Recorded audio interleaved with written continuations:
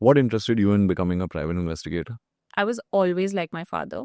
My, my observation or the way that I look at things, my perspective was very similar to my father's. मैं जब school college में थी तो I would see that he would sit and he would discuss cases and वो एक बार एक pre marital case discuss कर रहे थे और मैंने उनकी कॉन्वर्सेशन सुनी एंड आई सेड दैट आप इस पर्सपेक्टिव से क्यों नहीं सोच रहे हो when you are assessing a personality, आप ये फैक्टर्स क्यों नहीं देख रहे हो. And he was very surprise that मेरे पास वो इनपुट थे देने के लिए. तो ही सेड ठीक है, मेरे लिए एक रिपोर्ट बनाओ जिसमें पॉइंट्स लिखो कि एक प्री मैरिटल केस को इन्वेस्टिगेट करने के लिए इंसान को क्या क्या देखना चाहिए. और मैंने वो रिपोर्ट बना के लिखी and he still has that with him after all these years. I think for me, it was the fact that I wanted to bring out certain realities, like, and make that community for women. मेरे लिए the company का purpose वो था that eventually my first case was in college. My father give it to me, I did it on campus, I followed a girl. It led to a very shocking revelation for us.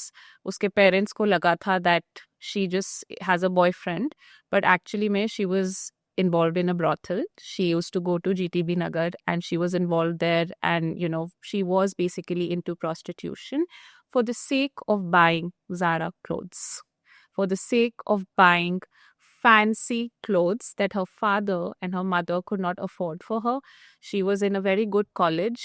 वहाँ पर उसके जो भी मतलब दोस्त थे या group था, they had a lot of wealth, and she came from a humble background. कम नहीं था, but पेरेंट्स का तरीका अलग था. और जब आप कॉलेज में होते हो आपको पॉकेट मनी दी जाती है, for a lot of people.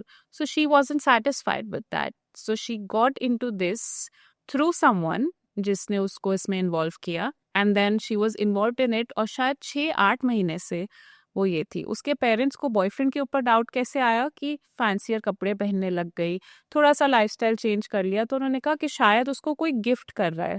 That was the extent उनका दिमाग जहाँ तक जा पाया, because as it would be कोई भी नहीं सोच पाता है उससे आगे. तो eventually we got to know that. हमने उसके पेरेंट्स को जब बुलाया तो हर parents broke down in our office. लड़की को लेकर आए, बहुत बहुत हंगामा हुआ चीज़ों को लेके, और इवेंचुअली हमें ये पता चला दैट वो ये कर रही थी. So that case when I did, that was my first case. जब मैंने वो केस किया तो something in me like just it changed, and I thought that इस रियलिटी में लोग रह रहे हैं या लोग ऐसा कर रहे हैं, this is something that I want to work towards. I want to work towards getting the truth out for certain people जिनके पास वो resources नहीं है. And I had my father to take training from. He's the one who solely trained me. And that's how I got into the industry. But dramatic entry था मेरा इस industry में. Very dramatic. Because of this case. So yeah. आपको कभी डर नहीं लगा पापा के लिए जब आप छोटे थे? होता है ना कि पापा इतने इतना डेंजरस काम कर रहे हैं. आज आप समझ रहे हो उसकी निटी-ग्रिटीज, बट जब हम छोटे होते हैं तो ऐसा लगता है ना कि कभी फंस ना जाएं, कभी कुछ गलत ना हो जाए उनके साथ. आई थिंक पापा ने कभी उसको बहुत फोरफ्रंट में हमारे लिए हमारे साथ आने नहीं दिया. He was always a father first at home, and his profession was not something we knew up until much later. I have a younger sister and वो मुझसे 5 साल छोटी है, तो हमें बहुत सालों तक नहीं पता था कि वो ये कर रहे हैं. बट जब पता चला तो लगता था कि बस पापा घर आ जाए, बिकॉज पापा शुरू में खुद भी फील्ड पे काम करते थे. He started off very small, literally I have heard his stories, and मुझे रियलाइज होता है उन्होंने कितना मेहनत करके वो यहाँ तक पहुँचे हैं. सो शुरू में वो खुद फील्ड पे जाते थे तो लगता था. और हमारे सामने ही एक बार उनको वैसे डेथ थ्रेट आया था. जैसे उस बताइए टाइम बताइए बताइए. इट वाज बहुत साल हो गए तो एकदम स्मॉल डिटेल्स याद नहीं है, but he was a person जिनकी वाइफ ने केस दिया था.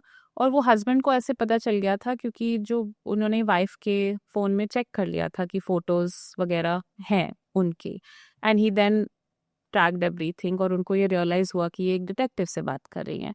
तो उन्होंने रात को आई थिंक उनका हमारा एड्रेस ऑफिस का फाइंड आउट करके उन्होंने पापा को रात को घर आते हुए around I think 11 o'clock at night रोक लिया था।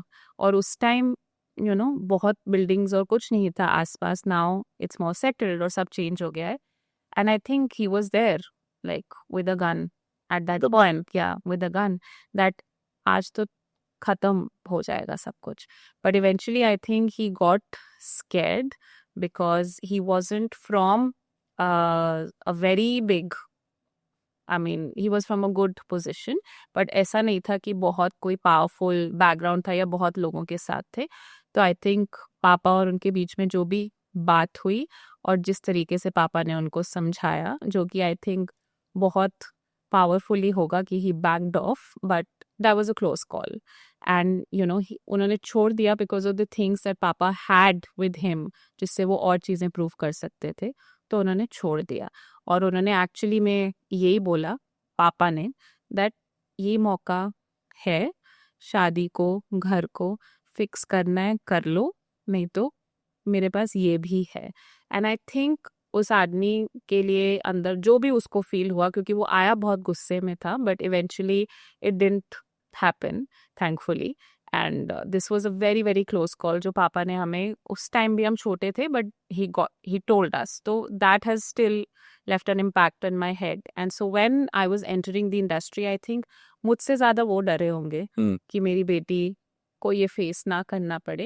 एंड थैंकफुली मैंने अभी तक इतना फेस नहीं किया, बट जब वो भी फेस किया कि किसी ने somebody cornered me and said कि औरत हो तो अपने बाउंड्रीज में रहो, एंड आई फील कि उनके लिए that is a very difficult thing to process. But he and I are both warriors, and I think eventually that's what we're in this industry for. We know कि क्या cons है, क्या pros है, and we are still in it because हमारे लिए factually to get that truth out for people is important, and I think that's what we work for.